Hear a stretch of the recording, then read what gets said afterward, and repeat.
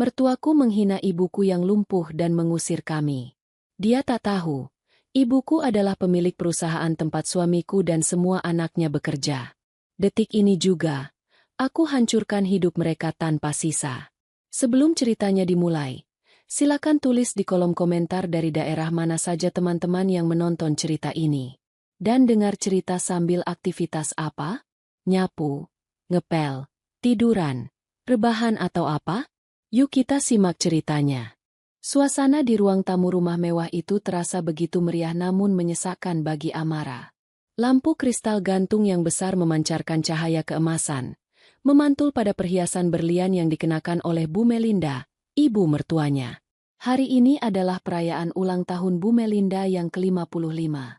Semua orang tampak tertawa, berdansa, dan menikmati hidangan catering mahal yang dipesan khusus. Namun, di sudut ruangan, Amara berdiri dengan gelisah di samping kursi roda ibunya, Bu Lestari. Bu Lestari, yang sudah 3 tahun terakhir mengalami stroke ringan, tampak lelah. Wajahnya pucat, namun matanya tetap memancarkan sisa-sisa kewibawaan yang dulu dimilikinya. Tangannya yang gemetar berusaha memegang gelas berisi sirup merah yang baru saja diberikan oleh pelayan. Amara baru saja hendak membantu memegang gelas itu ketika Rangga, suaminya, memanggilnya dari arah meja prasmanan. "Amara, sini sebentar, bantu Tante Siska ambilkan piring," seru Rangga dengan nada memerintah, tanpa menoleh sedikit pun ke arah ibu mertuanya yang duduk di kursi roda.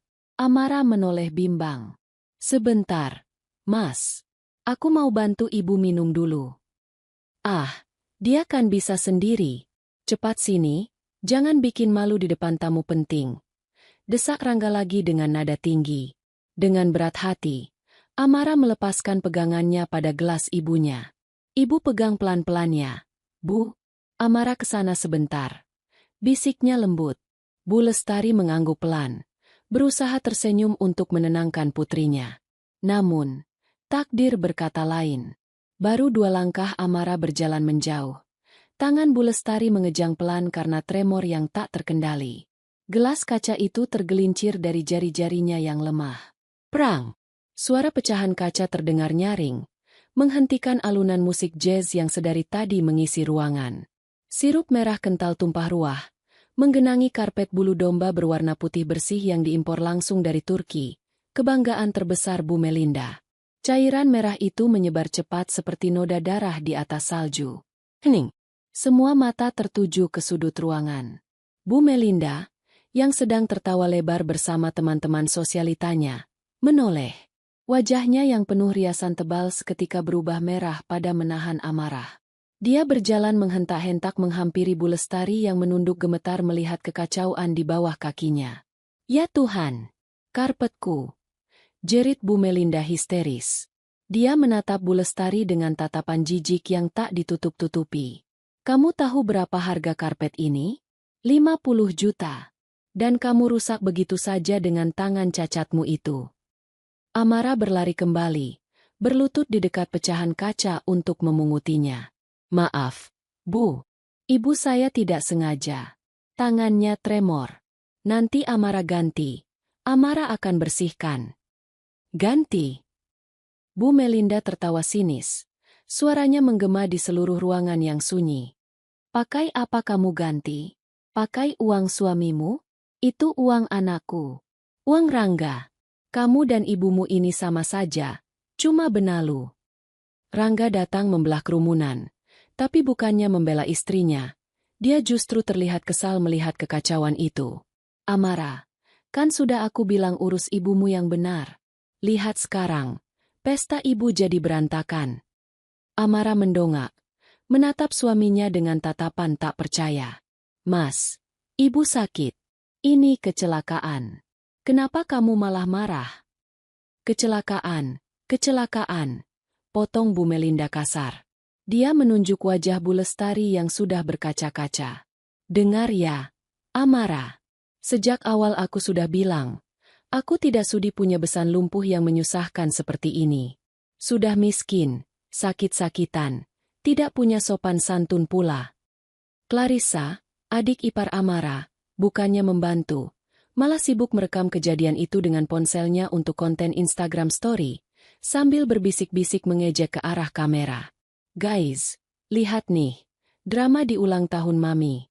Si miskin bikin ulah lagi. Darah Amara mendidih. Dia bangkit berdiri, membersihkan noda sirup di roknya. Cukup, Bu. Jangan hina ibu saya. Dia orang tua. Orang tua yang tidak berguna, bentak Bu Melinda. Nafasnya memburu. Dengar baik-baik. Amara, mulai detik ini, bawa ibumu yang lumpuh ini keluar dari rumahku. Urus saja dia di gubuk kalian. Menantu miskin, tak tahu diri. Jangan pernah kembali ke rumah ini lagi sampai kamu sadar posisi kamu itu cuma numpang. Bu Melinda menarik napas, lalu memberikan ultimatum terakhir yang akan dia sesali seumur hidupnya. Rangga itu manajer sukses di perusahaan besar. Masa depannya cerah. Dia tidak pantas punya istri yang bawa beban orang tua cacat. Pergi sana. Ibumu itu sampah. Bu Lestari, yang sejak tadi diam, tiba-tiba mengangkat kepalanya. Matanya yang sayu menatap tajam ke arah Bu Melinda. Ada wibawa yang mengerikan dalam diamnya.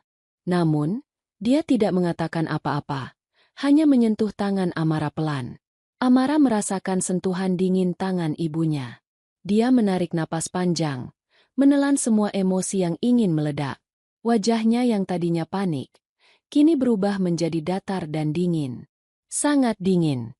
Baik, kata Amara pelan namun tegas. Suaranya memecah keheningan. Kalau itu mau ibu, saya akan pergi. Saya akan bawa ibu saya keluar dari rumah ini. Bagus.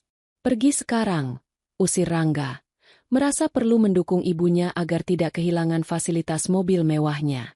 Jangan harap aku jemput kamu sebelum kamu minta maaf dan cium kaki ibu. Amara tidak menjawab. Dia dengan sigap membersihkan sisa pecahan kaca agar ban kursi roda ibunya tidak tertusuk. Lalu perlahan mendorong kursi roda itu berbalik arah. Dia berjalan tegap melewati para tamu yang berbisik-bisik mencemooh. Tak ada setetes pun air mata yang jatuh di pipinya. Saat mereka mencapai pintu depan yang besar dan megah, Amara berhenti sejenak tanpa menoleh. Dalam hatinya dia berjanji, ini terakhir kalinya kalian menginjak harga diri kami. Tepat saat Amara melangkahkan kaki keluar dari pintu gerbang yang tinggi, ponsel di saku jas Rangga berbunyi. Sebuah notifikasi masuk. Rangga, yang masih emosi, melirik layar ponselnya dan seketika senyum lebar merekah di wajahnya. Notifikasi bank. Limit kartu kredit platinum Anda telah dinaikkan menjadi 500 juta rupiah. Lihat, Bu, seru Rangga bangga, memamerkan ponselnya pada Bu Melinda. Bang saja percaya sama kesuksesan Rangga. Limit naik lagi. Biar saja Amara pergi. Nanti juga dia ngemis-ngemis balik karena butuh uang belanja. Bu Melinda tertawa puas, memeluk putranya. Anak ibu memang hebat. Sudah. Ayo kita lanjut pestanya. Anggap saja barusan kita buang sampah. Mereka kembali berpesta, tertawa di atas penderitaan orang lain. Mereka tidak sadar, di luar pagar rumah, di dalam sebuah taksi online yang baru saja datang menjemput, Amara sedang mengetik pesan singkat di ponselnya. Bukan pesan sedih, bukan curhat. Dia mengirim pesan kepada seseorang bernama Adrian. Isi pesannya singkat, padat, dan mematikan. Bekukan semua akses aset, kartu kredit, dan fasilitas perusahaan atas nama Rangga dan keluarganya. Audit dimulai besok pagi. Amara menatap layar ponselnya. Status pesan berubah menjadi read. Lalu balasan masuk. Siap, Nona. Perintah dilaksanakan. Amara menoleh pada ibunya di kursi belakang taksi. Bu Lestari tersenyum tipis. Senyum yang sama sekali tidak menunjukkan rasa sakit hati, melainkan senyum seorang jenderal yang siap menjatuhkan bom. Kamu sudah dengar kata-katanya tadi, Amara? Tanya Bu Lestari pelan. Suaranya tidak lagi bergetar. Sudah, Bu. Bagus. Hancurkan mereka. Sampai ke akar-akarnya. Taksi online itu melaju membelah jalanan Jakarta yang macet, membawa Amara dan Bu Lestari menjauh dari kawasan elit tempat tinggal Bu Melinda menuju sebuah apartemen penthouse di pusat kota yang selama ini dirahasiakan Amara. Di dalam mobil yang hening, pikiran Amara melayang mundur ke masa lalu. Ke masa 3 tahun yang lalu, saat dia pertama kali bertemu Rangga. Saat itu, Amara sedang menyamar sebagai staf administrasi biasa di perusahaannya sendiri, Lestari Group, untuk mempelajari seluk-beluk bisnis dari bawah sesuai permintaan ibunya. Rangga saat itu adalah karyawan baru di divisi pemasaran. Dia terlihat sopan, pekerja keras, dan sangat perhatian.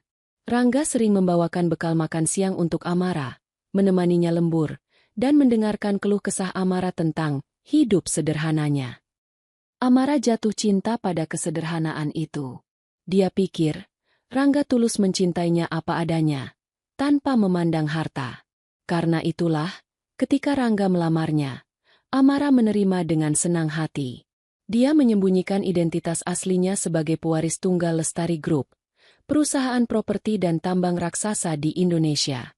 Dia hanya bilang ibunya adalah pensiunan yang sakit-sakitan. Amara ingin Rangga menjadi mandiri. Dia ingin melihat suaminya sukses karena usaha sendiri. Tapi, kebusukan mulai tercium setelah pernikahan berjalan 6 bulan. Rangga yang dulu manis berubah menjadi penuntut. Sifat aslinya yang ambisius tapi malas mulai terlihat. Dia sering mengeluh gajinya kecil, padahal gaya hidupnya dan ibunya, Bu Melinda, sangat boros. "Kamu tuh harusnya dukung suami, Amara," bentak Rangga suatu malam, setahun yang lalu. Saat itu Rangga pulang mabuk karena frustrasi tidak naik jabatan. Ibu butuh tas baru, Clarissa butuh modal buat jadi artis. Gaji staf biasa mana cukup. Tidak tega melihat suaminya stres, Amara akhirnya melakukan intervensi diam-diam. Lewat Adrian, orang kepercayaan ibunya, Amara mengatur agar Rangga mendapatkan promosi kilat. Dari staf biasa menjadi supervisor, lalu kepala cabang, dan akhirnya manajer regional dalam waktu kurang dari 2 tahun. Amara menciptakan ilusi bahwa Rangga adalah karyawan emas. Tapi kebaikan itu justru menjadi bumerang. Rangga menjadi sombong. Dia mulai merasa dirinya jenius. Dia percaya bualannya sendiri bahwa CEO perusahaan, yang tidak pernah muncul di kantor, sangat menyukainya. "Sayang, lihat ini," kata Rangga seminggu sebelum kejadian pesta ulang tahun, saat dia membawa pulang tumpukan dokumen proyek pembangunan resort di Bali. Amara yang sedang menyetrika baju kerja Rangga, melirik dokumen itu. Matanya menyipit. Dia tahu betul proyek itu. Itu proyek high risk yang seharusnya ditinjau ulang. Di dalam dokumen itu, ada celah anggaran yang sangat besar. "Mas, kamu yakin mau tanda tangan ini?" tanya Amara hati-hati, meletakkan setrikaannya. Dia mengambil dokumen itu, membalik halaman ke bagian rincian anggaran. "Lihat di sini, biaya materialnya dimarkup sampai 300%. Kalau ada audit, ini bisa jadi masalah pidana, Mas." Rangga langsung merampas dokumen itu dari tangan Amara dengan kasar. Kertas-kertas itu nyaris robek. "Heh, kamu tahu apa soal bisnis miliaran begini?" Hardik Rangga menatap istrinya dengan tatapan merendahkan. "Kerjaan kamu cuma nyuci, masak, ngurus ibumu yang sakit itu. Jangan sok pintar mengajari aku. Aku ini manajer regional. CEO perusahaan sangat percaya padaku. Beliau bahkan bilang lewat email kalau aku bebas mengatur anggaran." Amara terdiam. Dia ingin sekali berteriak bahwa email CEO itu sebenarnya dikelola oleh sistem otomatis yang dia awasi, dan persetujuan itu sebenarnya jebakan untuk menguji integritas Rangga. Tapi Rangga sudah buta. "Tapi Mas, itu berbahaya." "Diam," bentak Rangga. "Tugasmu cuma melayani aku di rumah. Soal cari uang, itu urusan laki-laki. Pantas saja kamu miskin terus. Pikiranmu sempit, penakut." Malam itu, Amara menangis dalam diam. Bukan karena bentakan Rangga, tapi karena dia menyadari bahwa pria yang dia nikahi sudah mati. Yang ada di hadapannya hanyalah boneka tamak yang digerakkan oleh keserakahan ibunya. Dan peran Bu Melinda dalam kerusakan rumah tangga mereka sangatlah vital. Bu Melinda adalah dalang di balik semua tuntutan Rangga. Wanita itu punya obsesi gila hormat. Dia ingin dianggap sebagai ningrat, padahal latar belakangnya hanyalah orang biasa yang kebetulan punya anak yang posisinya sedang naik daun. Setiap kali Amara dan Rangga berkunjung ke rumah Bu Melinda, pembicaraan tidak pernah jauh dari uang.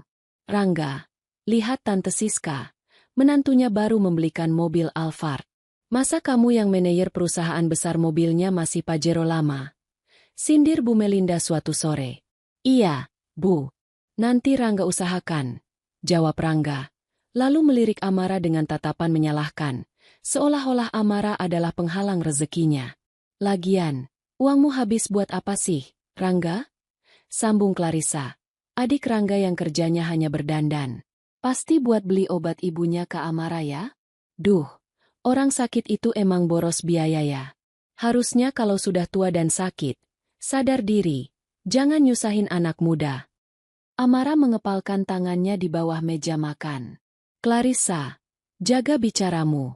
Itu ibuku. Loh, kan fakta, Kak. Balas Clarissa santai sambil mengunyah keripik. Coba kalau Kak Rangga nggak nikah sama kakak. Pasti uangnya utuh buat kita. Bisa buat aku jalan-jalan ke Eropa. Rangga tidak membela Amara. Dia hanya menghela napas panjang dan berkata, "Sudahlah, Amara. Jangan sensitif. Adikku benar kok. Biaya pengobatan ibumu itu besar. Bulan depan aku potong jatah uang belanja kamu ya. Buat cicilan mobil baru ibu." Itulah puncaknya. Amara menyadari bahwa dia sendirian di rumah itu. Suaminya, mertuanya, adik iparnya, semuanya adalah lintah darat yang menghisap darahnya, atau lebih tepatnya, menghisap uang yang mereka kira hasil kerja keras Rangga, padahal itu adalah uang perusahaan milik Amara yang Amara izinkan untuk diambil Rangga. Ya, itu adalah rahasia terbesar yang tidak diketahui siapapun. Selama setahun terakhir, Amara sengaja melonggarkan pengawasan keuangan di divisi Rangga. Dia membiarkan Rangga melakukan kecurangan-kecurangan kecil. Awalnya hanya reimburse makan malam fiktif, lalu mulai memalsukan biaya perjalanan dinas, hingga akhirnya berani menyentuh anggaran proyek. Kenapa Amara membiarkannya? Karena Amara butuh bukti. Dia tidak bisa menceraikan Rangga begitu saja tanpa alasan yang kuat di mata hukum perusahaan, terutama jika dia ingin menghancurkan reputasi Rangga sepenuhnya agar tidak bisa bekerja dimanapun lagi. Amara memupuk keserakahan Rangga. Dia memberi umpan, dan Rangga memakannya dengan lahap. Di dalam taksi yang kini mulai memasuki lobi apartemen mewah, Amara tersadar dari lamunannya. Dia melihat ibunya sedang memandangi gedung pencakar langit di luar jendela. "Bu, kita sudah sampai," kata Amara lembut. Bu Lestari menoleh. "Apa kamu sudah siap, Amara? Begitu kita masuk ke gedung ini, tidak ada jalan kembali. Kamu akan membuka topengmu." Amara mengangguk mantap. Wajah polos dan penurut yang selama ini dia pasang sudah hilang. Digantikan oleh wajah dingin seorang pebisnis ulung, persis seperti ibunya di masa muda. "Aku sudah siap, Bu." Mereka yang meminta perang. Mereka lupa. Kalau aku diam bukan berarti aku bodoh. Aku hanya sedang mengumpulkan amunisi. Pintu taksi terbuka. Seorang pria berpakaian jas rapi sudah menunggu di lobi. Itu Adrian. Dia membungkuk hormat, sangat dalam, kepada Bu Lestari dan Amara. "Selamat datang kembali, Bu Presdir." "Selamat datang, Nona Amara." Sapa Adrian tegas. "Semua dokumen penggelapan dana atas nama Rangga Wijaya sudah saya siapkan di meja kerja Nona. Total kerugian negara dan perusahaan yang dia sebabkan sudah mencapai angka yang cukup untuk membuatnya membusuk di penjara minimal 10 tahun. Amara tersenyum miring. "Bagus, Adrian. Tapi penjara itu belakangan. Malam ini, aku ingin mereka merasakan dulu bagaimana rasanya menjadi orang miskin yang sebenarnya. Apakah semua akses keuangannya sudah kau tutup?" "Sudah, Nona. Kartu kredit, kartu debit, akses m-banking, bahkan e-wallet mereka semua sudah dibekukan dengan status investigasi kriminal. Detik ini juga, mereka tidak punya uang sepeser pun selain uang tunai yang ada di dompet mereka." "Sempurna, desis Amara. Dia mendorong kursi roda ibunya masuk ke dalam lift pribadi yang akan membawa mereka ke lantai teratas. Permainan baru saja dimulai. Dan Rangga, yang saat ini mungkin sedang memotong kue ulang tahun ibunya, tidak tahu bahwa pisau guillotine sudah tergantung tepat di atas lehernya. Kejadian ini terjadi 6 bulan sebelum malam pesta ulang tahun yang penuh petaka itu. Sebuah momen yang menjadi titik balik bagi Amara, mengubah kesabarannya menjadi sebuah rencana dingin yang mematikan. Hari itu, hujan turun deras di Jakarta. Di rumah mewah Bu Melinda, atap di bagian gudang penyimpanan tas-tas branded miliknya bocor. Air menetes membasahi lantai marmer. Bu Melinda berteriak histeris, memanggil Amara seolah-olah menantunya itu adalah pembantu yang dibayar murah. "Amara, kamu tulia. Cepat bawa kain pel. Tas-tas Hermisku bisa lembab kalau udaranya begini," jerit Bu Melinda dari lantai 2. Amara yang sedang menyuapi ibunya makan siang, terpaksa berhenti.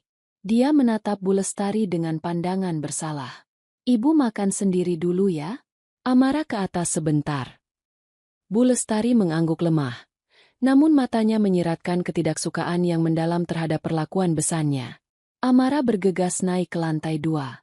Di kamar penyimpanan barang mewah itu, yang lebih mirip butik daripada kamar tidur, Bu Melinda sedang sibuk memindahkan kotak-kotak oranye ke tempat yang lebih tinggi. "Kamu itu lelet sekali. Dasar menantu tidak berguna. Cepat keringkan lantai itu. Jangan sampai ada satu tetes pun air yang tersisa," perintah Bu Melinda sambil menendang ember kosong ke arah kaki Amara. Amara diam saja. Dia berlutut dan mulai mengepel lantai. Saat Bu Melinda hendak keluar ruangan untuk menelepon teman arisannya, wanita parubaya itu terpeleset sedikit karena licin, menjatuhkan sebuah dompet kunci yang selalu dia kalungkan di lehernya. Dompet itu jatuh tepat di dekat kaki Amara. "Jangan sentuh," teriak Bu Melinda panik. Wajahnya pucat pasi seolah Amara baru saja melihat bangkai mayat. Dia menyambar dompet kunci itu dengan kasar. "Selesaikan kerjamu. Jangan berani-berani mengintip barang-barangku. Tangan orang miskin itu bawa sial." Bu Melinda bergegas keluar dan membanting pintu. Namun, dalam kepanikannya, dia tidak sadar bahwa satu anak kunci kecil terlepas dari gantungan dompetnya dan tertinggal di bawah lemari pajangan kaca. Amara melihat kilatan perak itu. Sesuatu dalam insting Amara berbisik. Selama ini, Bu Melinda selalu mengunci laci meja rias di kamarnya dengan paranoid. Dia bahkan tidak membiarkan Rangga masuk ke kamarnya jika dia tidak ada. Amara memungut kunci kecil itu. Itu adalah kunci laci meja rias. Penasaran, dan didorong oleh perasaan aneh bahwa ada sesuatu yang tidak beres dengan keuangan mertuanya yang selalu pamer kemewahan itu, Amara menyelinap ke kamar tidur utama Bu Melinda saat mertuanya sedang sibuk ngerumpi di telepon di lantai bawah. Kamar itu berbau parfum mahal yang menyengat, berusaha menutupi bau apek dari tumpukan barang yang terlalu banyak. Amara mendekati meja rias. Tangannya sedikit gemetar saat memasukkan anak kunci itu ke lubang laci. Klik. Terbuka. Amara menarik laci itu pelan-pelan. Dia mengharapkan melihat perhiasan atau uang tunai. Namun, apa yang dia temukan jauh lebih mengejutkan. Di dalam laci itu, tersembunyi sebuah buku catatan keuangan kumal dan tumpukan surat-surat dengan cap merah. Peringatan terakhir.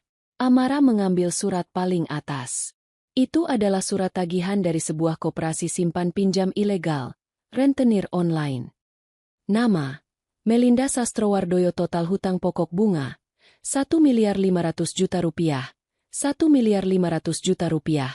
Status, macet, siap sita aset. Amara menutup mulutnya, menahan napas. Dia membuka dokumen lain. Ada surat gadai. Ternyata, kalung berlian dan gelang emas yang sering dipamerkan Bu Melinda di Instagram dan arisan adalah barang palsu, replika. Barang aslinya sudah digadaikan setahun yang lalu dan belum ditebus. Bunga gadainya sudah membengkak tak terkira. Lalu, Amara menemukan buku catatan harian Bu Melinda. Tulisan tangannya berantakan, penuh dengan perhitungan angka yang tidak masuk akal. Tanggal 10, minta Rangga transfer 50 juta, bilang buat beli obat jantung, padahal buat bayar bunga rentenir. Tanggal 25, desak Rangga minta bonus kantor lagi. Harus bayar arisan sosialita. Malu kalau nunggak. Clarissa butuh 200 juta buat beli followers dan bot Instagram biar kelihatan terkenal. Suruh Rangga ambil dari kas kecil kantor.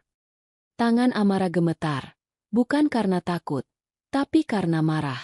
Ternyata selama ini, tekanan yang diberikan Rangga padanya, tuduhan bahwa Amara boros, bahwa biaya pengobatan ibunya membebani, adalah kebohongan besar. Rangga memeras Amara dan perusahaan, hanya untuk menutupi lubang hitam keserakahan ibunya yang mengerikan. Bu Melinda memiliki apa yang disebut Amara sebagai kanker gengsi. Dia lebih rela mati daripada terlihat miskin. Dia menderita peniapobia, takut kemiskinan, yang ekstrim, sampai menghalalkan segala cara, termasuk menjerumuskan anaknya sendiri ke dalam korupsi. Amara segera mengeluarkan ponselnya. Dia memotret semua dokumen itu. Surat utang, bukti gadai, catatan harian, semuanya. Dia mengumpulkan bukti-bukti kehancuran finansial mertuanya. Tiba-tiba, pintu depan terbanting. Bu Melinda sudah selesai menelepon. Amara dengan cepat mengembalikan semuanya ke posisi semula, mengunci laci, dan menyelipkan kunci kecil itu kembali ke bawah karpet di lorong, seolah-olah terjatuh di sana. Malam harinya, Amara bertemu dengan Adrian di dalam mobil yang diparkir agak jauh dari rumah, saat Amara beralasan pergi ke minimarket. "Nona, data yang Anda kirimkan barusan sangat menarik," kata Adrian sambil memeriksa tabletnya. Wajahnya serius. Ternyata aliran dana yang digelapkan Rangga selama ini tidak ditabung atau diinvestasikan. Uangnya hangus. Menguap begitu saja untuk membayar bunga berbunga dari utang ibunya. "Betul, Adrian," jawab Amara dingin. Tatapannya menatap lurus ke jalanan gelap. Mereka hidup dalam gelembung sabun. Kelihatannya indah dan berkilau, tapi dalamnya kosong. Sekali tusuk, semuanya meledak. "Apa instruksi Anda, Nona? Apakah kita hentikan sekarang? Jika kita stop akses Rangga sekarang, Bu Melinda akan dikejar debt collector minggu depan," tawar Adrian. Amara menggeleng pelan. Sebuah senyum tipis yang mengerikan terukir di bibirnya. "Jangan. Itu terlalu mudah. Kalau mereka jatuh sekarang, mereka masih bisa beralasan mereka korban penipuan. Aku ingin Rangga masuk lebih dalam. Biarkan dia mengambil uang lebih banyak lagi." "Tapi, Nona, itu uang perusahaan Nona," Adrian mengingatkan dengan khawatir. "Anggap saja itu umpan, Adrian. Biarkan Rangga merasa aman. Biarkan dia berpikir dia jenius dan tak tersentuh. Biarkan utang Bu Melinda semakin menumpuk sampai dia tidak bisa bernapas. Aku ingin saat aku menarik karpet di bawah kaki mereka, mereka tidak cuma jatuh, tapi hancur berkeping-keping." Amara menatap Adrian tajam. "Siapkan jebakan untuk proyek Resort Bali. Buat persetujuannya terlihat mudah. Rangga pasti akan mengambil kesempatan itu untuk markup besar-besaran demi menutupi utang ibunya yang jatuh tempo bulan depan."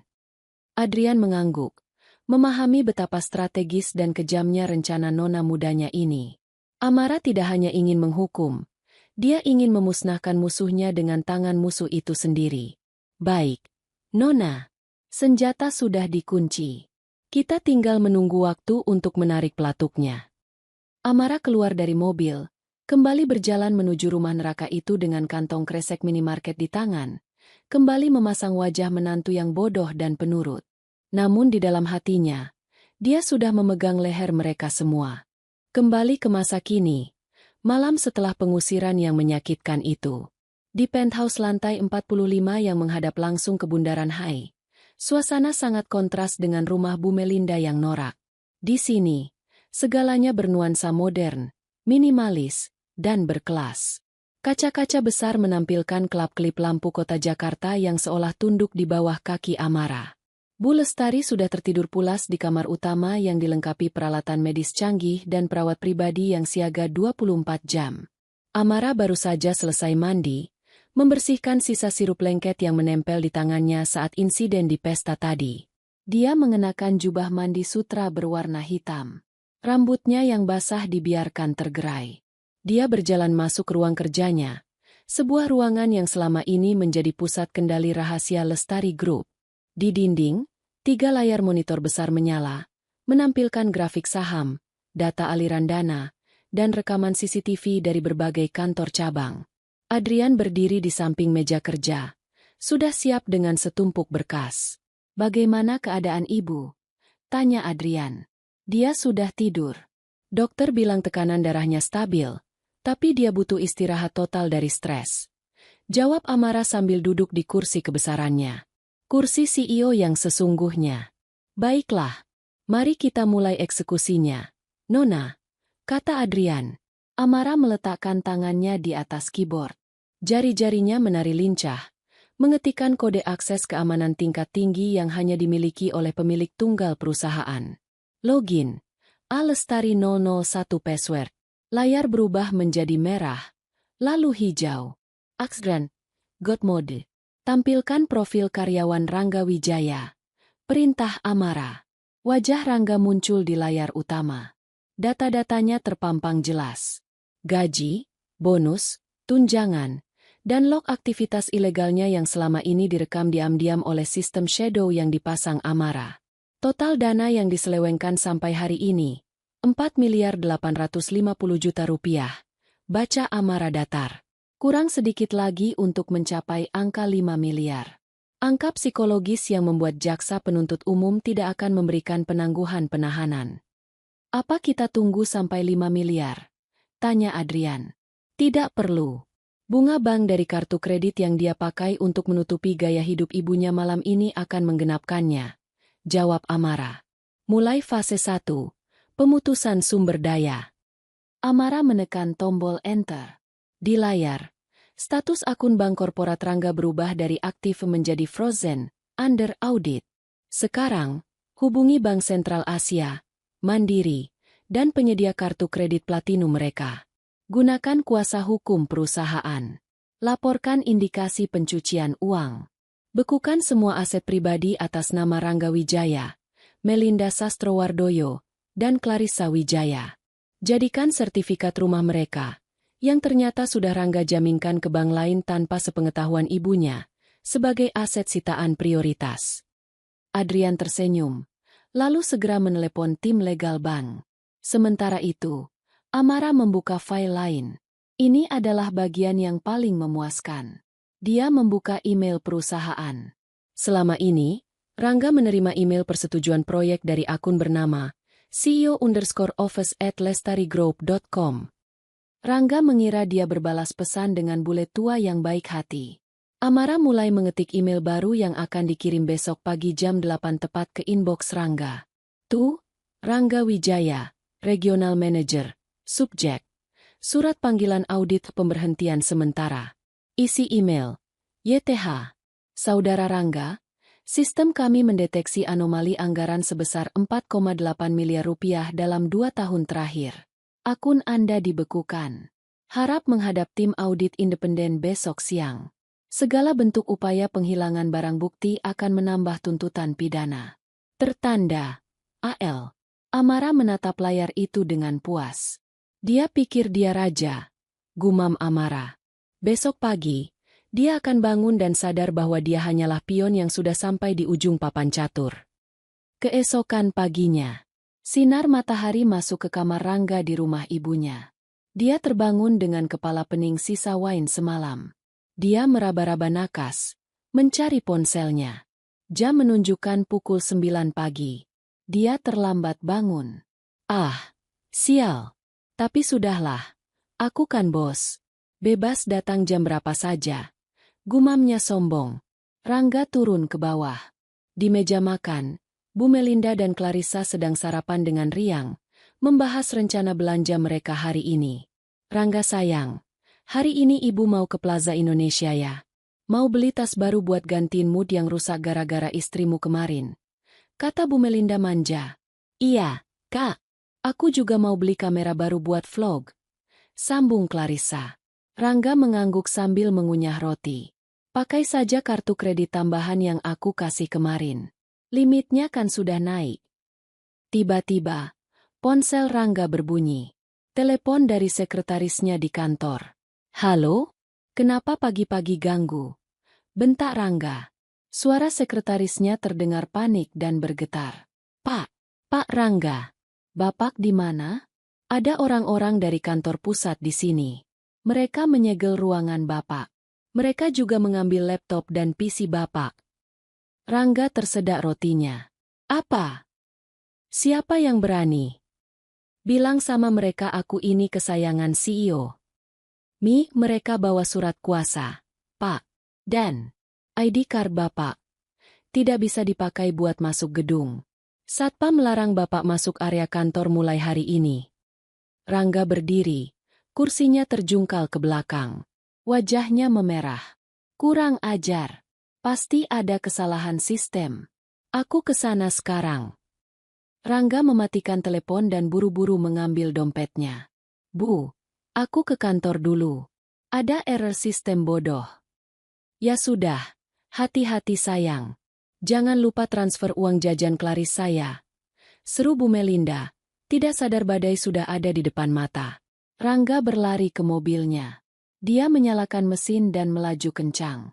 Di tengah jalan, dia mencoba membuka aplikasi mobile banking untuk mentransfer uang ke Clarissa agar adiknya diam.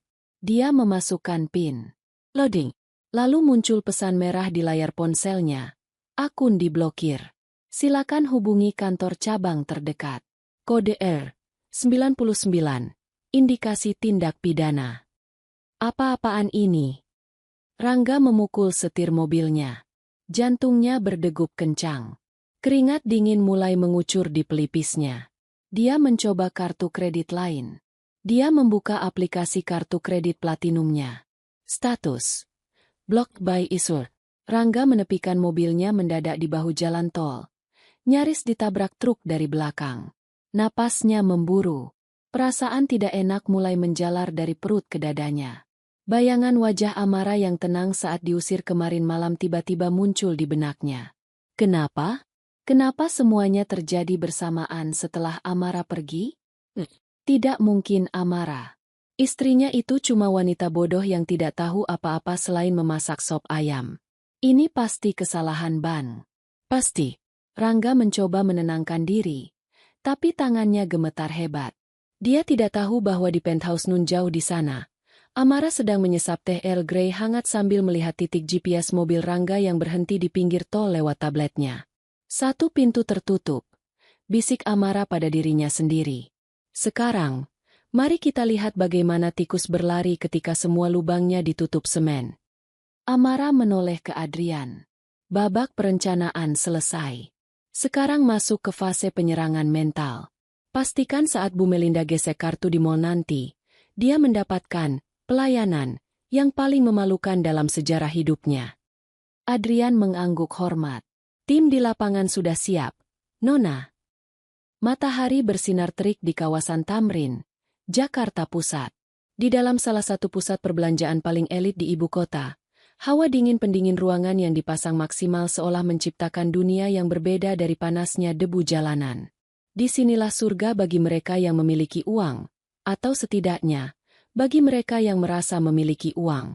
Bu Melinda berjalan dengan dagu terangkat tinggi. Langkah kakinya berirama mengetuk lantai marmer yang mengkilap.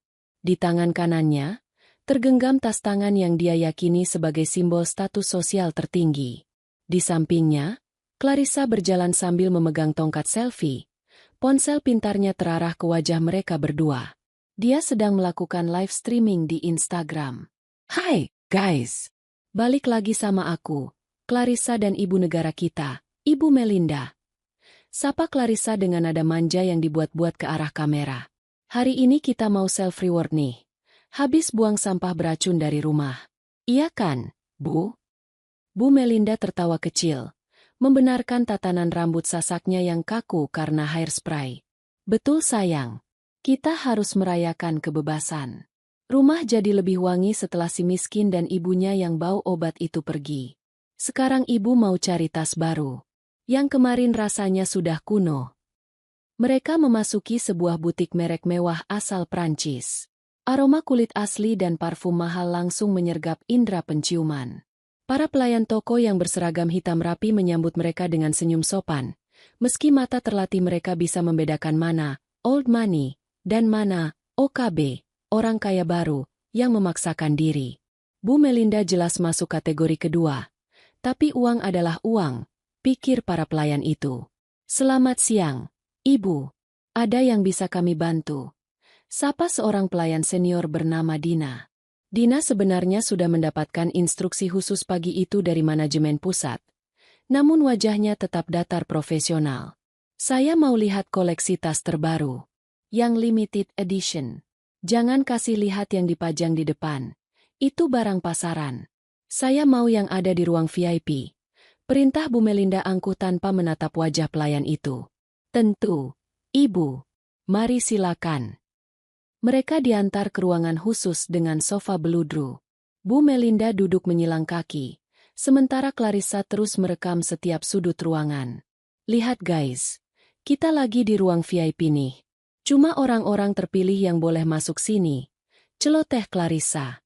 Penonton live-nya mulai naik. Kebanyakan adalah akun-akun palsu dan teman-teman arisan ibunya yang penasaran. Dina mengeluarkan 3 buah tas.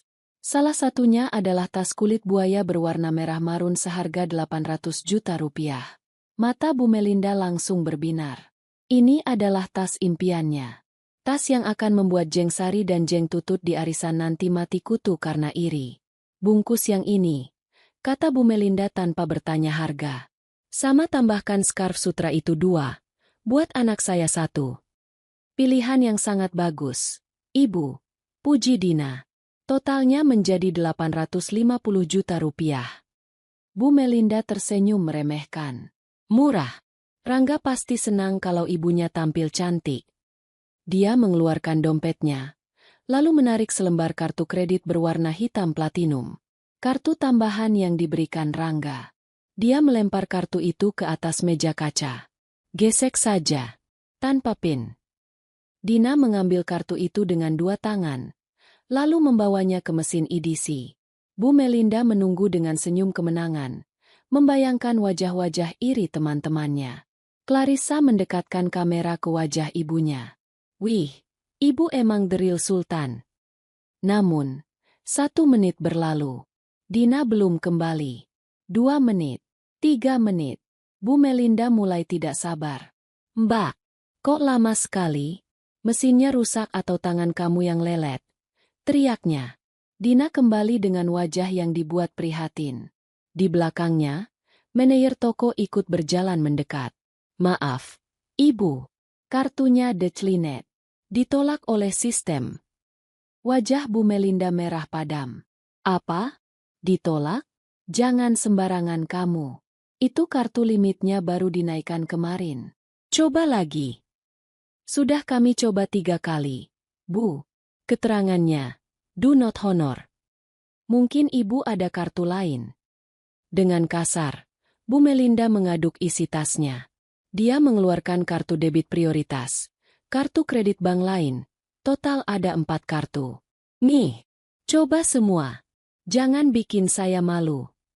Suasana di ruangan itu mulai tegang. Clarissa menurunkan ponselnya sedikit, tapi kolom komentar di live streamingnya mulai ramai. Loh, kok ditolak? Jangan-jangan kartunya kosong. Malu bang tue hahaha. Dina mencoba kartu kedua. Declinet. Kartu ketiga. Declinet. Kartu keempat. Bloket. Manajer toko, seorang pria berwajah tegas, kini melangkah maju. Ini adalah bagian dari skenario yang sudah disiapkan Adrian. Manajer itu tidak berbisik. Dia berbicara dengan volume suara yang cukup keras hingga terdengar oleh pelanggan lain di luar ruangan VIP yang pintunya sengaja sedikit dibuka. Mohon maaf, Ibu. Semua kartu Ibu tidak bisa digunakan.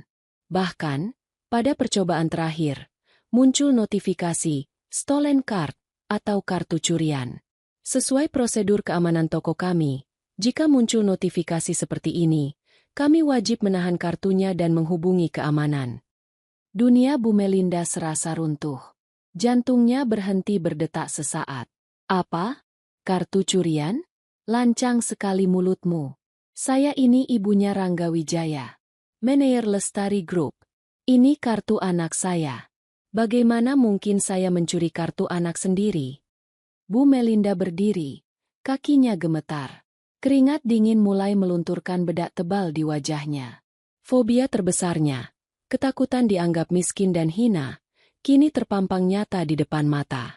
"Ibu, tolong tenang," kata manajer itu tegas. Sistem bank tidak pernah bohong.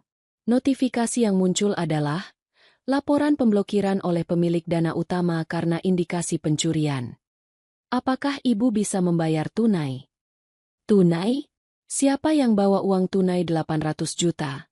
Jerit Bu Melinda. Suaranya melengking tinggi, menarik perhatian semua orang di butik. Beberapa pelanggan kaya lainnya mulai melongok ke dalam, berbisik-bisik sambil menutup mulut. Clarissa panik. Dia melihat layar ponselnya.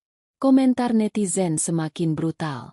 "Anjir, ternyata OKB, orang kaya baru, halu. Ngaku kaya taunya kartu curian. Malu-maluin banget. Udah gaya selangit taunya zong." Clarissa buru-buru mematikan live streamingnya. Tapi tangannya gemetar hebat. Bu, ayo kita pergi aja. Orang-orang pada ngeliatin." "Tidak, saya tidak mau pergi sebelum mereka minta maaf." Bu Melinda masih berusaha mempertahankan sisa-sisa harga dirinya yang sudah hancur lebur. Dia merogoh tasnya, mencari ponsel. "Saya akan telepon anak saya. Rangga akan beli toko ini sekalian buat pecat kalian semua." Bu Melinda menekan nomor Rangga dengan tangan gemetar. Ut. Nomor yang Anda tuju sedang tidak aktif atau berada di luar jangkauan." Bu Melinda mencoba lagi. Masuk ke pesan suara. Dia mencoba menelepon kantor Rangga. "Halo, suara resepsionis terdengar. Sambungkan saya ke Rangga. Sekarang." "Maaf, dengan siapa ini?" "Saya ibunya, pemilik perusahaan ini." "Oh, Ibu Melinda." Suara resepsionis itu terdengar dingin dan aneh. "Maaf Bu, Pak Rangga sedang diperiksa oleh tim audit di ruang isolasi. Beliau tidak bisa menerima telepon. Dan maaf, saya diperintahkan untuk menutup telepon ini." Klik. Sambungan diputus. Bu Melinda terpaku. Ponsel mahalnya terlepas dari genggaman dan jatuh ke lantai. Manajer toko memberi isyarat. 2 orang petugas keamanan berseragam safari masuk ke ruangan VIP. "Ibu, mohon maaf. Karena kartu ini terindikasi curian dan ibu membuat keributan yang mengganggu kenyamanan pelanggan lain. Kami mohon ibu meninggalkan toko ini sekarang. Atau kami harus menyerahkan ibu ke pos polisi terdekat." Ancam manajer itu dengan sopan tapi menusuk. Bu Melinda melihat sekeliling. Tatapan Dina yang sinis, tatapan pelanggan lain yang jijik, dan tatapan Clarissa yang ketakutan. Rasa malu itu menghantamnya seperti ombak tsunami. Dia, Melinda yang terhormat, diusir seperti pengemis maling. Lututnya lemas. Dia nyaris ambruk kalau tidak ditahan oleh Clarissa. "Ayo, Bu, kita pulang." Tarik Clarissa sambil menangis malu. Mereka berdua berjalan keluar dari butik dengan langkah terhuyung-huyung, diiringi tatapan mencemooh dari seisi mall. Tas-tas Hermes impian itu tetap tinggal di rak, tak terjangkau, menertawakan kemiskinan mereka yang tiba-tiba terungkap. Sepanjang perjalanan menuju parkiran, Bu Melinda merasa setiap mata menelanjanginya. Dia merasa telanjang, kotor, dan hina. Dia masuk ke dalam mobil Pajero Rangga, satu-satunya aset yang dia kira masih aman, dan menangis histeris, memukuli dashboard. Kurang ajar. Kenapa bank melakukan ini padaku? Pasti ada yang salah. Rangga. Kamu di mana Rangga?" Tanpa mereka sadari, di pintu keluar parkiran mall, palang parkir otomatis tidak mau terbuka. Kartu e-money yang ditempelkan Clarissa juga saldo 0. Saldo tidak cukup. Suara mesin itu datar. Di belakang mereka, mobil-mobil lain mulai membunyikan klakson. Tin. "Woi, maju dong. Mobil mewah kok nggak punya saldo?" teriak pengemudi di belakang.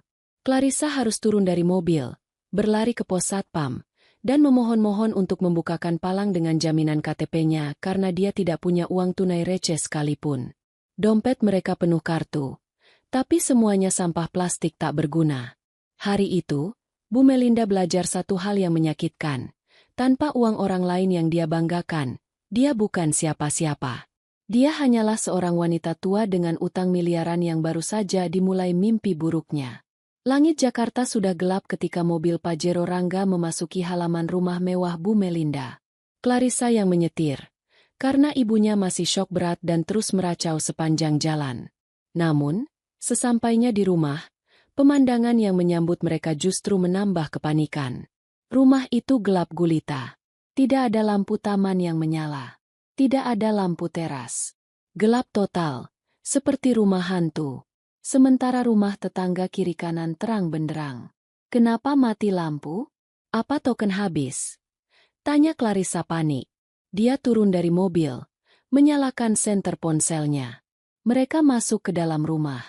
Di ruang tamu yang gelap, duduk sesosok bayangan pria di sofa. Rangga? Panggil Bu Melinda ragu. Diam.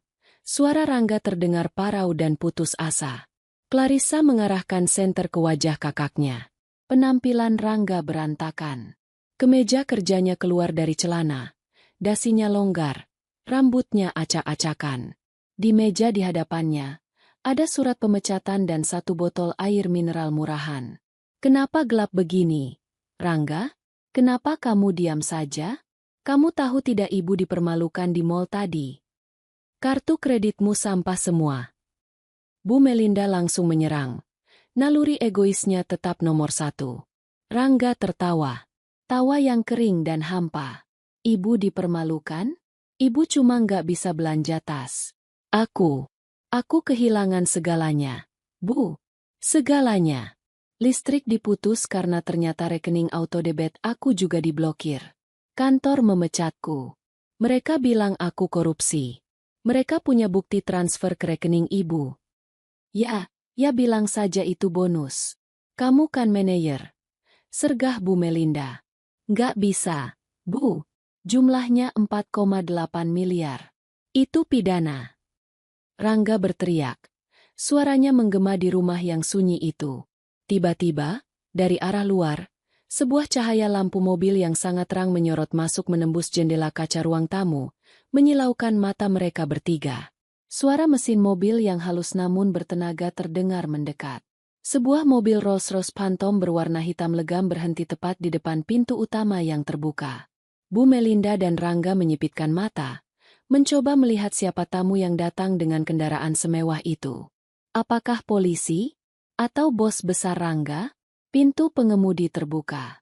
Adrian turun, mengenakan setelan jas supir pribadi yang rapi lengkap dengan sarung tangan putih. Dia berjalan memutari mobil, lalu membukakan pintu penumpang belakang dengan takzim. Kaki jenjang berbalut high heels hitam melangkah turun. Sosok itu berdiri tegak, membelakangi cahaya lampu mobil sehingga wajahnya tertutup bayangan. Namun, siluetnya terlihat anggun dan mengintimidasi. Dia mengenakan setelan jas wanita haute couture berwarna putih bersih yang kontras dengan kegelapan malam. Rambutnya ditata selai ke belakang, dan di tangannya tergenggam sebuah map tebal. Wanita itu melangkah masuk ke dalam rumah Rangga tanpa permisi. Suara langkah kakinya tegas. Tuk, tuk, tuk. Rangga menyalakan senter ponselnya dan mengarahkannya ke wajah tamu itu. Matanya terbelalak. Mulutnya menganga. AM. Amara? Desis Rangga tak percaya. Di hadapannya berdiri istrinya. Tapi bukan Amara yang biasa memakai daster kumal dan bau bawang. Ini adalah Amara yang memancarkan aura kekuasaan yang begitu kuat hingga membuat udara di sekitar terasa sesak. Wajahnya dingin, tanpa senyum. Tatapannya tajam setajam silet. Selamat malam, mantan suamiku. Dan mantan ibu mertuaku. Sapa Amara. Suaranya tenang, tapi memiliki otoritas yang membuat bulu kuduk berdiri. Kamu, ngapain kamu di sini? Pakaian siapa yang kamu curi? Tanya Bu Melinda gagap, masih berusaha menyangkal kenyataan. Amara tidak menjawab pertanyaan bodoh itu. Dia menjentikan jarinya.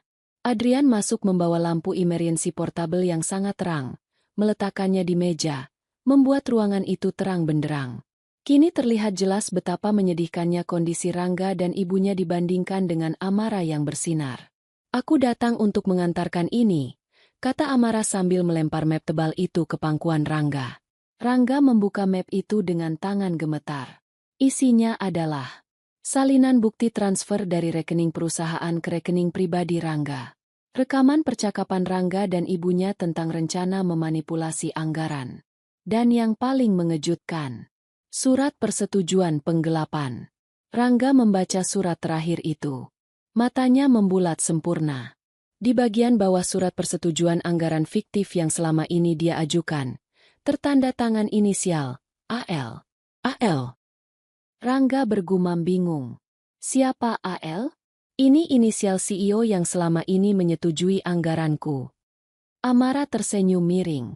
Dia melangkah maju, mendekatkan wajahnya ke wajah Rangga. Kamu tidak pernah bertanya siapa nama panjangku, kan, Mas? Kamu cuma tahu aku Amara, gadis yatim yang punya ibu sakit-sakitan. Amara mengambil kartu nama dari saku jasnya dan menyelipkannya ke saku kemeja Rangga. Namaku Amara Lestari, pemilik Tunggal Lestari Group.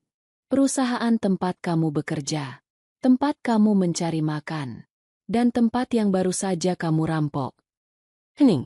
Sunyi senyap yang mencekam. Bu Melinda merosot ke lantai. Kakinya tidak kuat lagi menopang tubuhnya. Lestari. Lestari Group? Maksudmu perusahaan raksasa itu milik ibumu? Betul, Bu Melinda, jawab Amara, menatap mertuanya dengan tatapan jijik. Ibu yang lumpuh, yang ibu sebut sampah, yang ibu hina kemarin, dia adalah pendiri kerajaan bisnis yang menghidupi kemewahan palsu kalian selama ini. Rangga menggeleng-gelengkan kepalanya. Air mata mulai mengalir di pipinya. Tidak, ini jebakan. Kamu tahu? Kamu tahu aku mengambil uang itu? Kenapa kamu diam saja? Kenapa kamu malah menyetujuinya? Kenapa? Amara tertawa kecil. Suara tawanya dingin menusuk tulang. Karena kalau aku menegurmu saat kamu baru mengambil 100 juta, kamu cuma akan minta maaf dan mengulanginya lagi. Kamu tidak akan jera. Amara menunjuk tumpukan dokumen itu. Aku membiarkanmu. Rangga, aku memberimu tali yang panjang. Aku menyetujui setiap permintaan bodohmu. Aku membiarkan keserakahan ibumu menyetirmu. Aku menunggu, sabar menunggu. Wajah Amara berubah keras. Sampai angkanya menyentuh 5 miliar rupiah. Tahukah kamu kenapa 5 miliar? Karena dalam hukum pidana korporasi, penggelapan di atas 5 miliar dengan bukti terencana seperti ini bukan lagi kasus perdata biasa. Ini pidana berat. Tindak pidana pencucian uang. Ancamannya bukan cuma denda, tapi penjara minimal 10 tahun. Rangga jatuh berlutut di kaki Amara. Dia menangis meraung-raung. Amara, maafkan aku. Aku hilaf. Aku suamimu. Amara, tolong jangan lakukan ini. Aku akan kembalikan uangnya. Kembalikan pakai apa? Potong Amara sadis. Rumah ini? Sertifikatnya sudah disita Bang sore tadi karena kamu jaminkan untuk utang judi ibumu, kan? Mobilmu? Itu aset perusahaan. Tabunganmu? Sudah aku bekukan. Amara menepis tangan Rangga yang mencoba memegang kakinya. Dia mundur selangkah, membersihkan ujung celananya seolah baru saja terkena kotoran. Jangan sentuh aku dengan tangan kotormu. Suamiku sudah mati saat dia lebih memilih membela ibunya yang gila hormat daripada istrinya yang tulus. Amara beralih menatap Bu Melinda yang masih terduduk lemas dengan mulut terbuka. Dan untuk ibu. Amara berjongkok sedikit, mensejajarkan matanya dengan Bu Melinda. Selamat menikmati hidup miskin yang sesungguhnya. Tidak ada lagi arisan. Tidak ada lagi tas mewah. Mulai besok, ibu akan sibuk mencari pengacara gratisan untuk membela anak kesayangan ibu ini.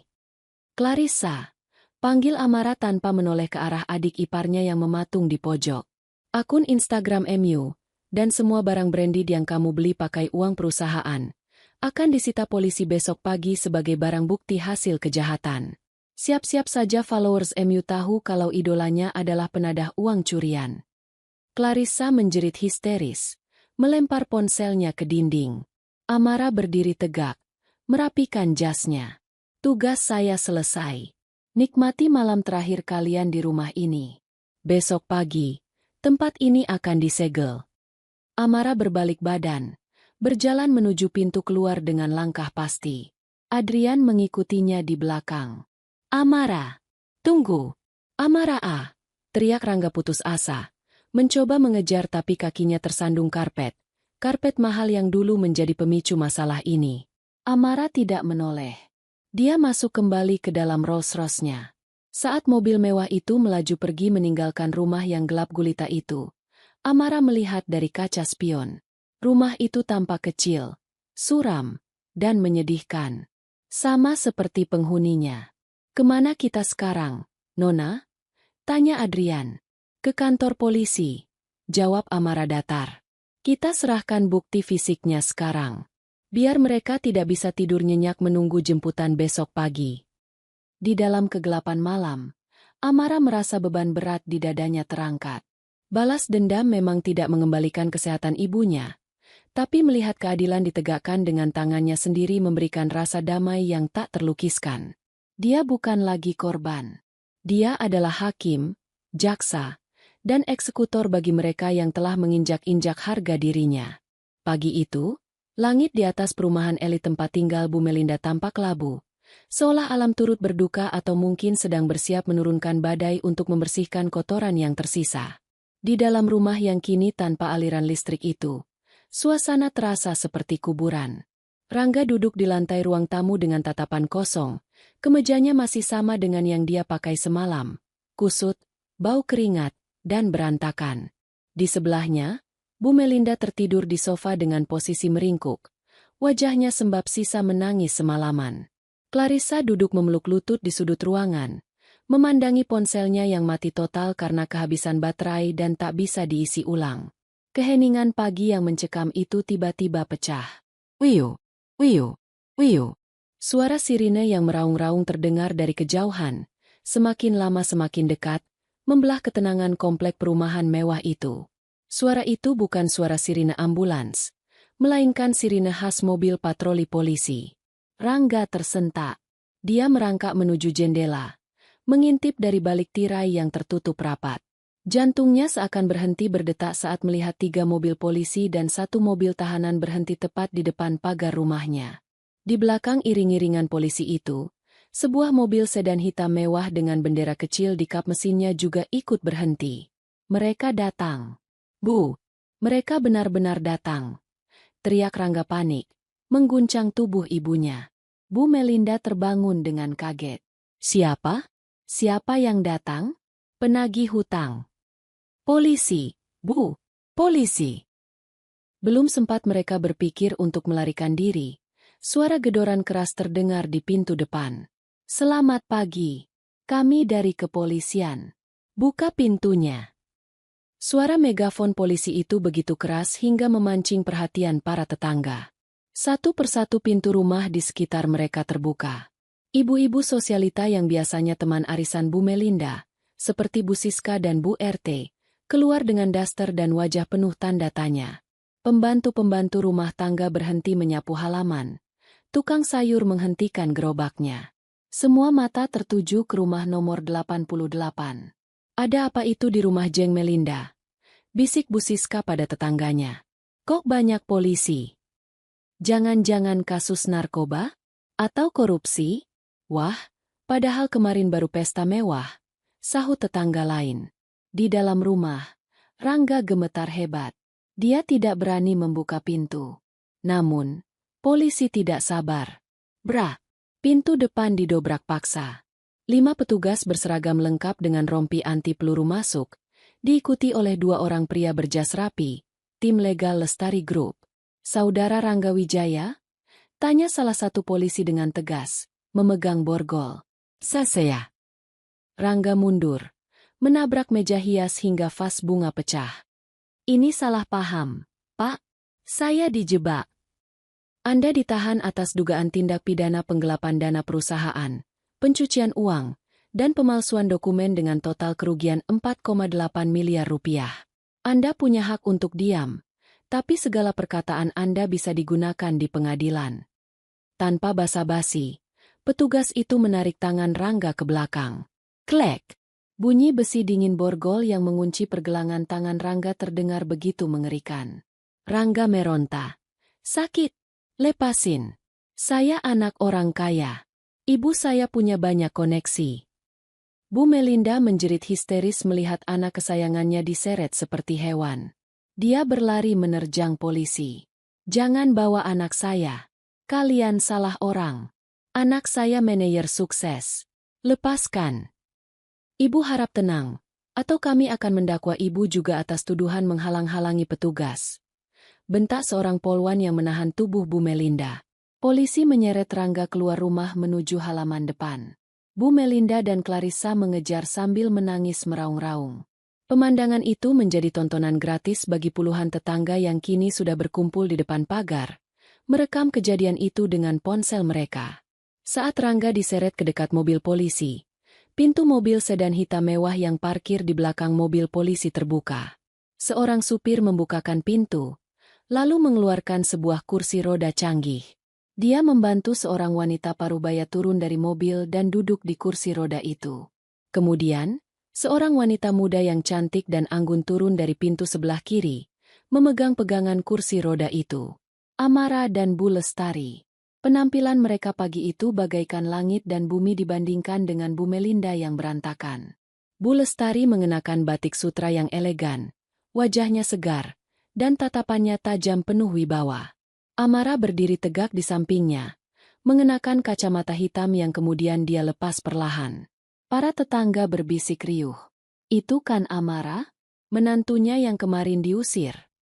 Loh, ibunya yang lumpuh itu kok kelihatan beda banget auranya. Mobilnya, itu Rolls-Royce Phantom. Harganya belasan miliar. Siapa sebenarnya mereka? Bu Melinda yang melihat besannya datang, tiba-tiba mendapatkan secercah harapan palsu. Dia menerobos barisan polisi dan lari bersimpuh di kaki kursi roda Bu Lestari. Besan. Oh, Besan. Tolong bilang sama polisi ini salah paham. Rangga itu menantumu. Suami anakmu. Jangan biarkan dia dibawa. Ratap Bu Melinda sambil mencoba memegang tangan Bu Lestari. Namun, Amara dengan cepat menepis tangan Bu Melinda. Jangan sentuh ibu saya. Bu Lestari menatap Bu Melinda dengan pandangan yang sulit diartikan. Campuran antara kasihan dan jijik. Dia kemudian memberi isyarat pada Amara untuk memberikan mikrofon kecil yang terhubung ke pengeras suara mobil. Seolah dia ingin semua orang di komplek itu mendengar. Melinda. Suara Bu Lestari terdengar tenang namun menggelegar lewat pengeras suara. Kamu bilang anakmu manajer sukses? Kamu bilang saya beban? Kamu bilang saya tidak tahu apa-apa. Bu Lestari menunjuk ke arah Rangga yang tertunduk malu dengan tangan terborgol. Saya adalah Lestari, pemilik tunggal PT Lestari Makmur Jaya, induk perusahaan tempat anakmu bekerja. Tempat semua anak-anakmu menumpang hidup. Kenyataan itu menghantam kerumunan seperti bom atom. Hah? Pemilik Lestari Group?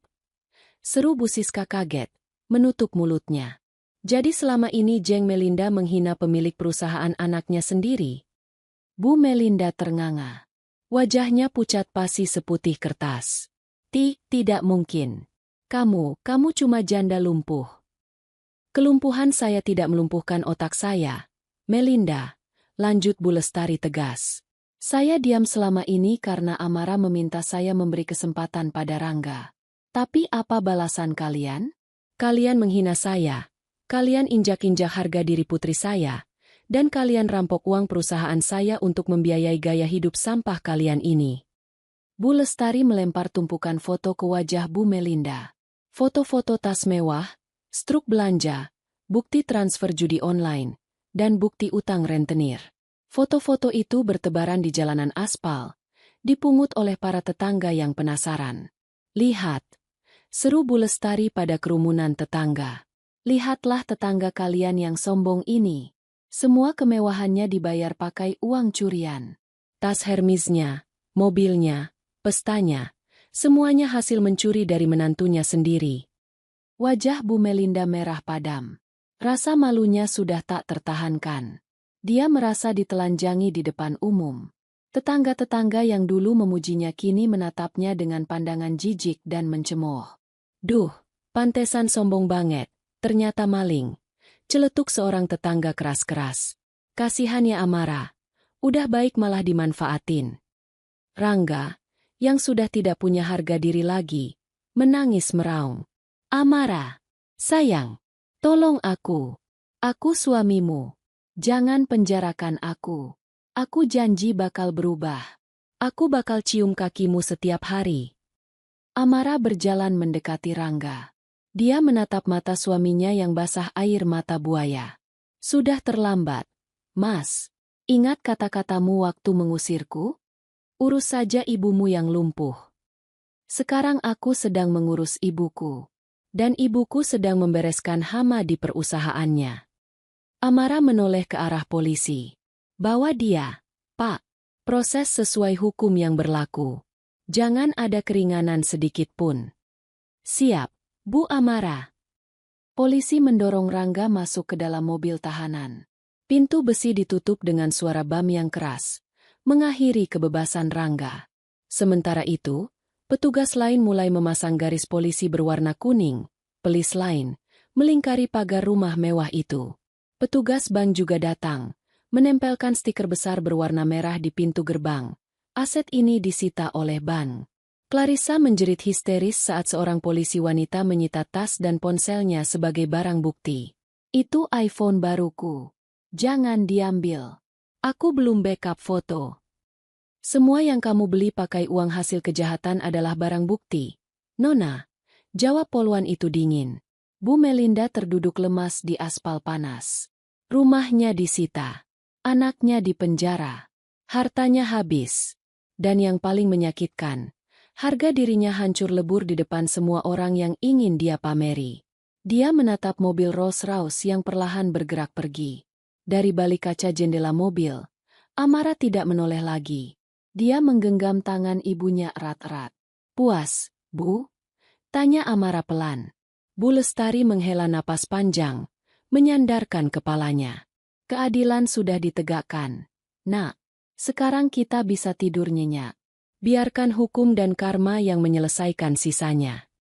Di belakang mereka, di tengah kerumunan yang riuh, Bu Melinda meraung memanggil nama Rangga, tapi tidak ada yang peduli.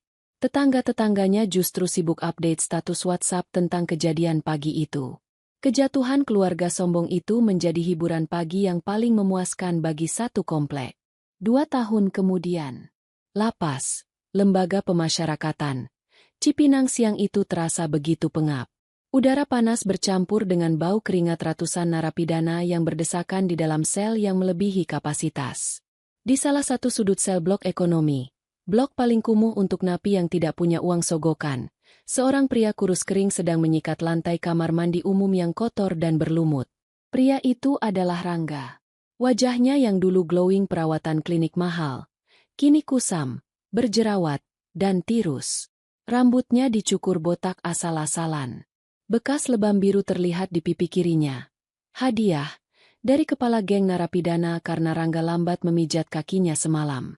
Heh, koruptor kere. Yang bersih sikatnya. Masih bau pesing nih. Bentak seorang napi bertato naga, menendang ember air Rangga hingga tumpah.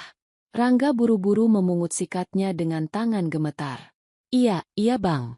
Maaf, saya bersihkan lagi. Dulu katanya lu manajer kaya? Mana duit lu? Minta bini lu kirim duit rokok dong. Ejek napi lain sambil tertawa. Rangga hanya bisa menunduk, menahan perih di hatinya. Tidak ada yang mengiriminya uang. Tidak ada yang menjenguknya. Ibunya bahkan tidak punya ongkos untuk naik angkot ke penjara. Clarissa, adiknya itu menghilang entah kemana. Lari dari kejaran debt collector. Amara?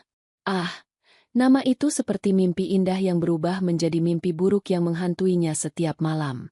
Setiap kali Rangga memejamkan mata, dia teringat momen saat dia mengusir Amara. Andai saja waktu bisa diputar.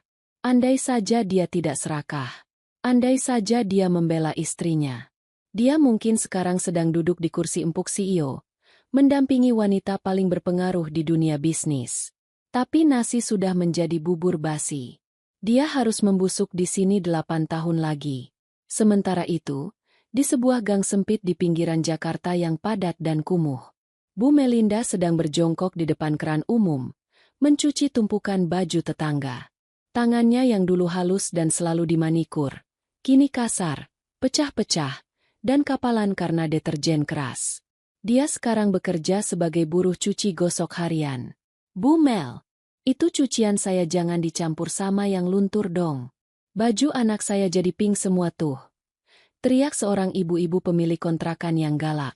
Maaf Bu, saya nggak lihat, mata saya agak rabun. Cicit Bu Melinda takut-takut. Kacamata minusnya sudah retak dan dilem selotip karena tak punya uang untuk ganti lensa. Alasan aja. Ganti rugi 50.000. Atau saya potong upah nyuci minggu ini. Jangan Bu, tolong. Buat makan saja saya susah. Bu Melinda memohon. Air matanya menetes.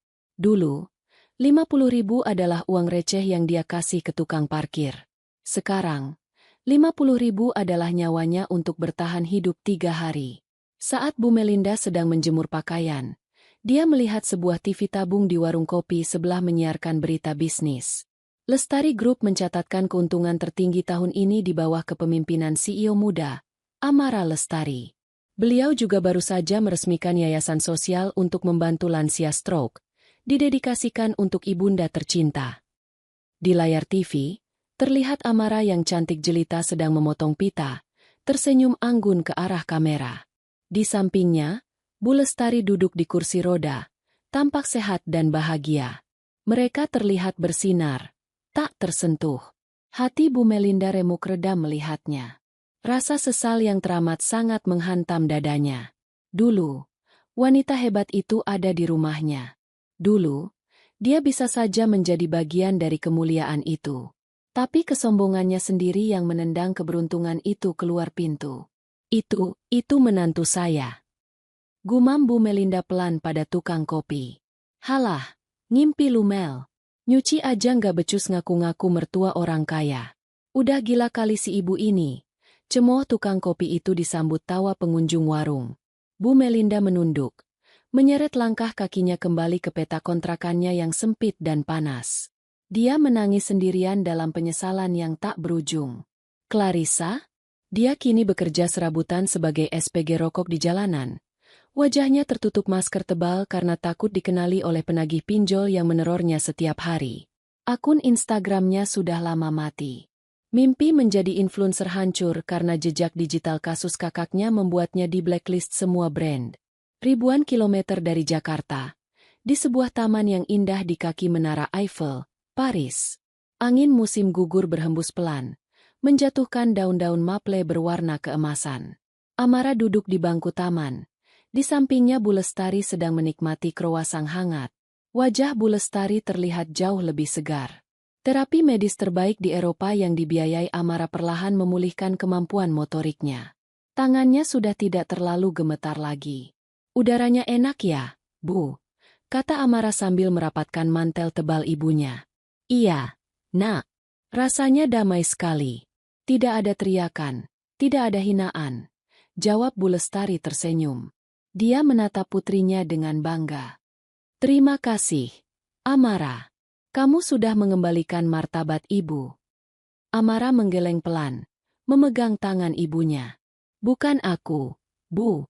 Ibu yang kuat. Amara cuma alat untuk menunjukkan kebenaran. Ponsel Amara bergetar. Sebuah pesan masuk dari Adrian. Laporan bulanan. Rangga mengajukan banding untuk pemotongan masa tahanan. Ditolak hakim. Aset rumah lelang sudah laku terjual untuk menutupi kerugian perusahaan.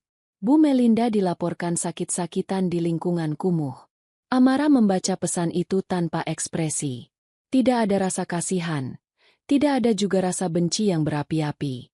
Yang ada hanya perasaan datar. Mereka hanyalah masa lalu yang sudah selesai. Ada kabar apa? Tanya Bu Lestari, melihat Amara melamun. Bukan apa-apa, Bu. Cuma laporan sampah yang sudah dibersihkan. Jawab Amara sambil mematikan ponselnya. Dia tidak ingin merusak momen indah ini dengan memikirkan orang-orang itu. Amara berdiri, Lalu perlahan membantu ibunya berdiri dari kursi roda. Dengan tertatih tapi pasti, Bu Lestari melangkahkan kakinya 2 langkah, berpegangan pada Amara. "Lihat, Bu, Ibu bisa berdiri," seru Amara bahagia. Sedikit demi sedikit, Amara, seperti hidup ini. Yang jahat akan jatuh, yang sabar akan bangkit berdiri, ucap Bu Lestari bijak. Di bawah langit Paris yang romantis, ibu dan anak itu tertawa bahagia. Mereka telah melewati neraka untuk sampai ke surga ini. Karma telah melakukan tugasnya dengan sempurna. Yang sombong telah diratakan dengan tanah, dan yang direndahkan telah ditinggikan setinggi langit. Dan kisah Amara Lestari menjadi legenda di dunia bisnis, sekaligus peringatan keras bagi siapa saja. Jangan pernah menilai seseorang dari pakaiannya, dan jangan pernah menghina seorang ibu, karena doa ibu yang teraniaya mampu meruntuhkan istana raja sekalipun. Tam pun, tam pun, tam pun, tam pun, tam pun, tam